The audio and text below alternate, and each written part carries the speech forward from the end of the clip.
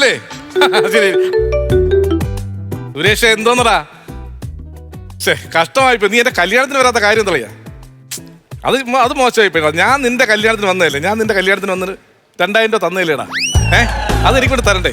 പിന്നെ റിസപ്ഷൻ എങ്ങനെ നീ വീട്ടിൽ വരണം, മനസ്സിലായ? പിന്നെ വരുമ്പോഴത്തേക്ക് അച്ഛൻ, അമ്മ, പെങ്ങള്, മാമൻ, അളിയൻ ഇവരെല്ലാരെയും കൊണ്ടുവരരുത്.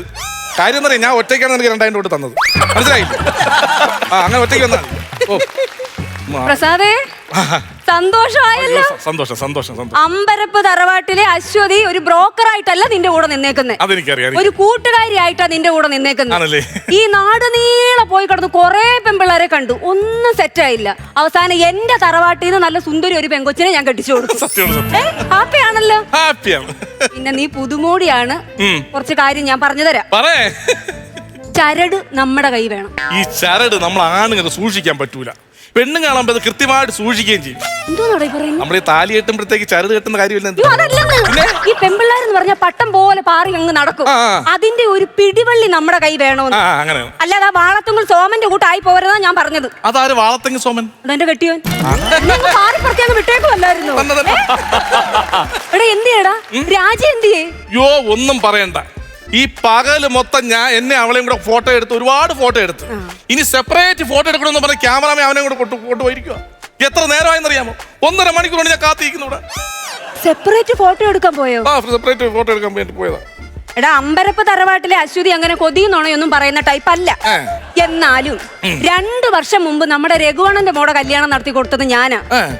സുന്ദരി എന്ന് പറഞ്ഞ ഒരു സുന്ദരി ഒരു പെണ്ണ്. എവിടെ കാട്ടി കൊള്ളാമോന്ന് സുന്ദരി പെണ്ണ്. അന്ന് എന്നെ ഓർമ്മിച്ചില്ലായിരുന്നല്ലേ? നല്ല സുന്ദരി ഒരു പെണ്ണ്, നല്ല ഒന്നാന്തരം കല്യാണം, നല്ല അടിപൊളി സദ്യ. സദ്യ അങ്ങോട്ട് വിളമ്പിക്കൊണ്ടിരിക്കുന്നു, പെണ്ണും ചെറുക്കനും അവിടെ ഇരിക്കുന്നു. ഒരു നരുന്ത് പോലെ ഒരു ചെറുക്കൻ ഒരു 4 ഉപ്പേരിയായിട്ട് അതിലെ അങ്ങോട്ട് വന്നു. അവൻ അങ്ങ് പോയി. അത് കഴിഞ്ഞപ്പോ ഇവക്ക് ഉപ്പേരി വേണം. വീണ്ടും അവനെ വിളിച്ചു, ഒരു 4 ഉപ്പേരി അങ്ങോട്ട് വെച്ചു, അങ്ങ് പോയി. വീണ്ടും അവനെ വിളിച്ചു, ഇല്ല, അവളെയും കൊണ്ടങ്ങ് പോയി. 3 ദിവസം കഴിഞ്ഞ് ഗോവയിൽ ചെന്നിട്ട് ഉപ്പേരി തിന്നുന്ന ഫോട്ടോയാ അങ്ങോട്ട് അയച്ചു കൊടുത്തു.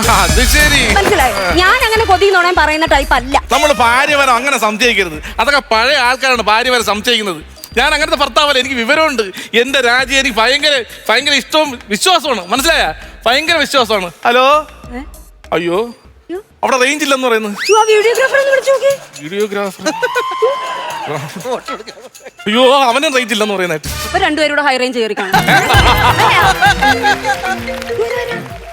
ഹലോ, റേഞ്ച് കിട്ടുന്നില്ലല്ലോ. ശരി, യോ യോ യോ യോ യോ യോ. എന്റെ ചേച്ചി, നിങ്ങൾ കേൾക്കണം. ആ പോയ പെണ്ണ് താണ്ട് ഇപ്പൊ വിളിച്ചു പറഞ്ഞേക്കുന്നു ഫോട്ടോഗ്രാഫറുടെ കൂടെ ഒളിച്ചോടി പോയെന്ന്.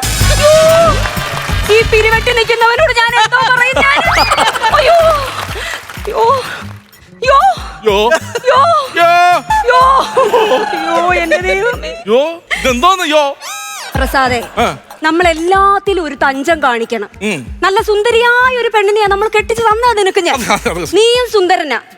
പക്ഷെ പന്തിയിൽ ഒരു പറച്ചിലുണ്ടായിരുന്നു, അവള് നിനക്ക് പറ്റിയ പെണ്ണല്ലെന്ന്. ആവശ്യമില്ലാത്ത വർത്താനോട് സംസാരിക്കുന്നത്. എന്റെ കൂട്ടുകാർ പറഞ്ഞല്ലേ എനിക്ക് പറ്റിയ പെണ്ണാണെന്ന്. പറ്റിച്ച പെണ്ണെന്നായിരിക്കും പറഞ്ഞത്. നിങ്ങളെ പേരിനെ നോക്ക്, രാജീവ് പ്രസാദ്. അതൊരു സിനിമ നടനല്ലേ? അത് നരേന്ദ്ര പ്രസാദ്, രാജീവ് പ്രസാദ്. എടാ ഞാനൊരു കാര്യം പറയട്ടെ എന്റെ പ്രസാദേ, നീ ഒരാണല്ലയോ? എടാ, അപ്പൊ നമുക്ക് മനസ്സിന് കുറച്ച് കട്ടിയും ധൈര്യം ഒക്കെ വേണം.